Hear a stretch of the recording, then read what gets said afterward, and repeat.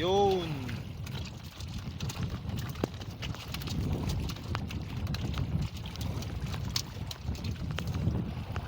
Okay, basa na ang cellphone. Yun o. Espada tsaka tulingan. Another one. Tulingan tsaka espada. Yan ang huli natin. Yo, what's up mga chong? Andito kami ngayon sa laot. Malakas ngayon tsaka maulan. Pero manguhuli kami ngayon ng tulingan. Kaya samahan niyo kami. Tara. Sama ko nga pala sa Toy. No. Takas. Yun mga chong, andito na kami ngayon sa laot. Malapit lang yung nilautan namin. Yan lang yung lugar namin. Doon. Tapos malakas ngayon, tsaka may nakita kami dito ang kawan ng tulingan. Yan o. Kung nakikita ninyo yung mga ibon dyan, ibig sabihin dyan may tulingan. Kaya nakakatulong din yung mga ibon sa mga isda para makita nila kung may kawan ba ng tulingan, ganyan. So yan yung lalautan namin ngayon. Ito ang aming pamain mga chong. Kawil siya na may rentex, tapos parang plastic siya na tinali-tali lang. Ito yung styrofoam o buya na magpapalutang sa ating pamain. Ito naman ay sako na may bato sa loob. Magpapabigat ito sa hulihan ng ating pamain. Ito naman ang ating mga pamain. 15 piraso ito mga chong. Tapos iaarya natin ito mamaya.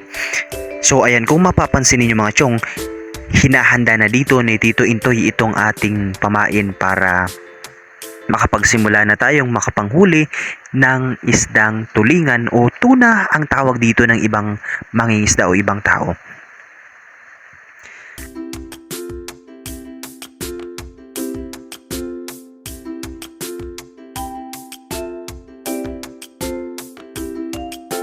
So ayun, nakita ninyo mga chong, hinagis at inarya na ni Tito Intoy itong ating pakaras kung tawagin dito sa amin. Pakaras ang tawag dito mga chong.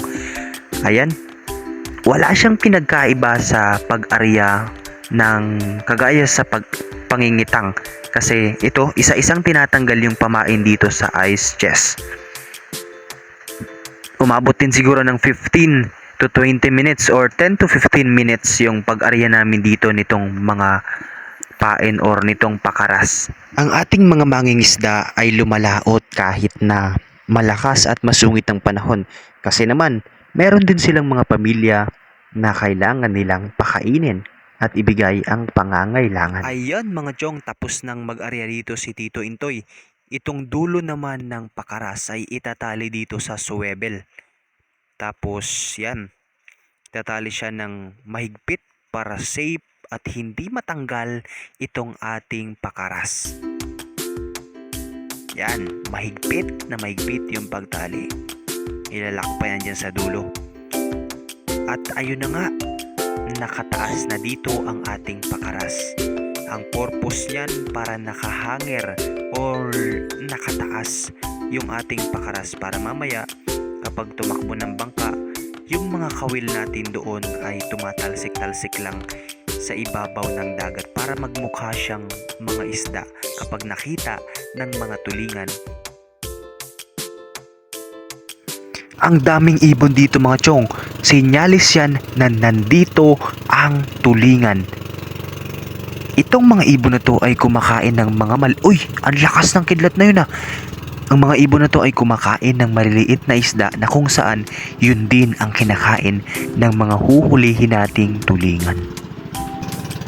At ito na nga mga chong, unang huli ni Tito Intoy. Dahan-dahan itong hihilahin dito.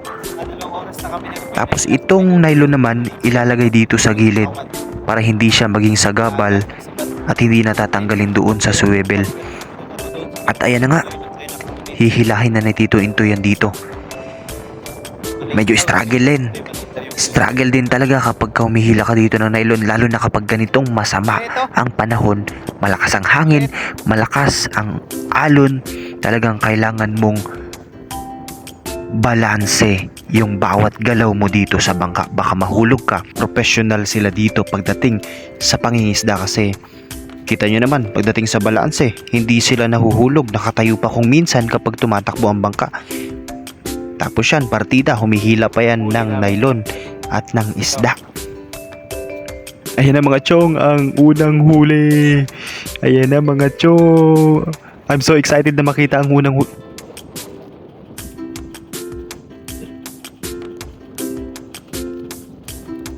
Oh no, nakawala mga chong, sayang. Kaya sana this time, mahuli na natin ang tulingan na ito. Sayang talaga yun mga chong, unang huli na, sana nakawala pa. At ito na nga, umikot uli kami at sinibaran uli dito si Tito Intoy ng tulingan. Nasabi naman ni Tito Intoy dito, patayin na muna natin ang makina kapag hihilahin na natin ito para safe na at hindi na sumabit doon sa ilise. Kasi sayang yung ating huli kapag sasabit na naman sa ilise. Pati yung pain matatanggal pa. Sayang naman. Gagawa naman ng panibago. At ito na nga, isasabit uli dito sa gilid yung nylon at hihilahin ng dahan-dahan. At secure itong ating huli na tulingan. Dahan-dahan lang Tito Intoy, baka makawala na naman. Ayan na mga chong, ang una, ang fresh na tulingan. Ang sarap nito mga chong, tingnan nyo naman, pumapalag-palag pa. Napakasariwa nito mga chong. Pambasa pa. Sarap dito sa sinabaw o kaya prito. Sariwang sariwa oh. Yun, dalawa. Ayos.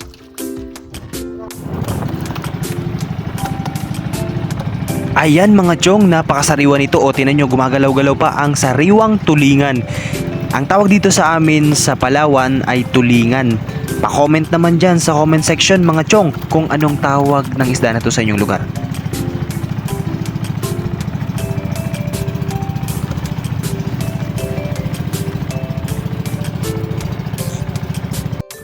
Ilan yun to? Dalawa. Sinibadan uli. Habol pa ba yan? Dagdagan nyo. Dagdagan nyo yan dyan.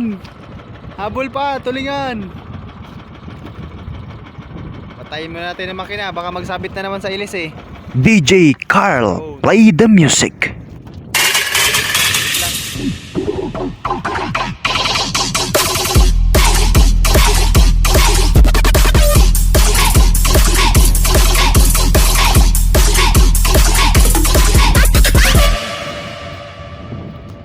Espada.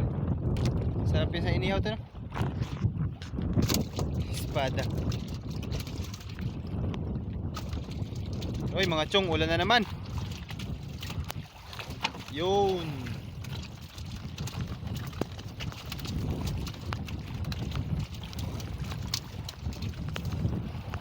Okay, basa na itong cellphone. Yun o. Espada tsaka tulingan. Another one. Tulingan tsaka espada. Yan ang huli natin. 3 tulingan, 1 espada, 4 na sana tulingan kanina nagsabit sa ilisi. Huli na naman, huli.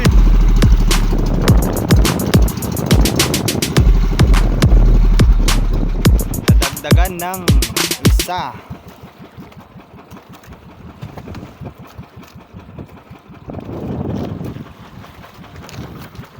Patay muna ang makina, baka magsabit sa ilisi.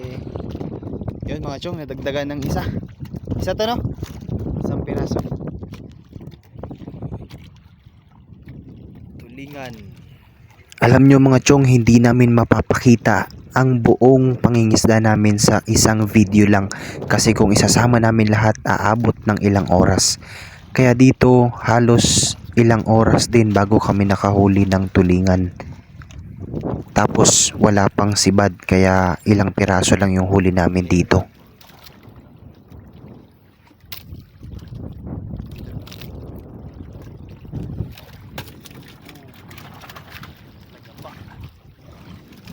Arya ulit, arya. Ikawan mga chong. Dun.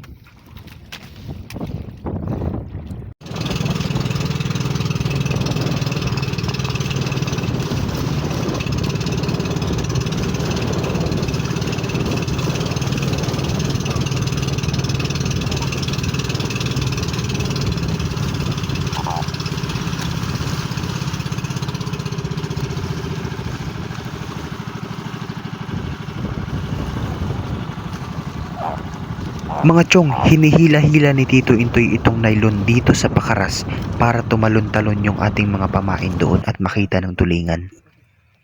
At ito na nga ang huli namin mga chong. Ito lang.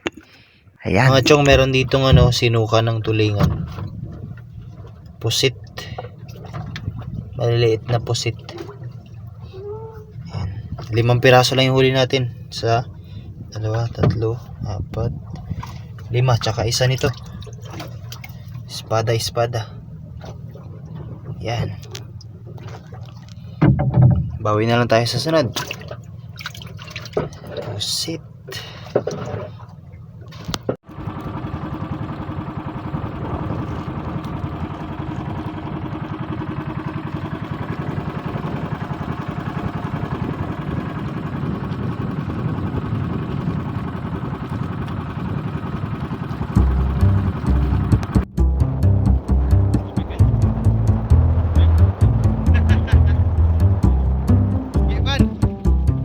Uwi na kami mga chong, konti lang yung huli namin.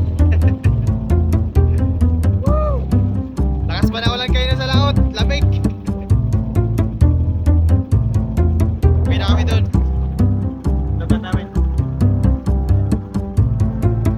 Talaga, ganun na. Ulit.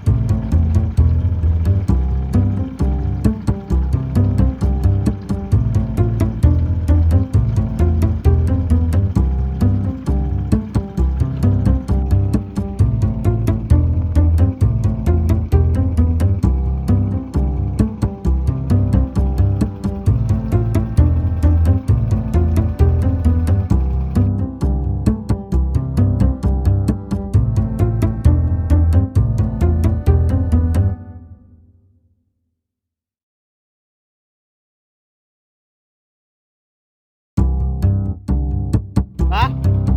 Siyempre.